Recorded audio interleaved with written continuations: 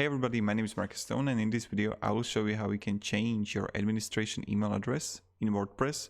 So let's start. The first thing you want to do is just be in WordPress dashboard and then go to settings and general.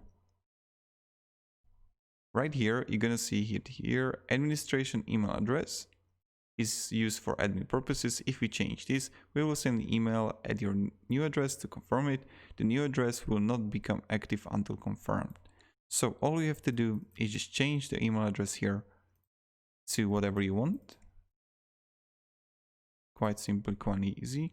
And then just click Save Changes. And that's it. So thank you everybody.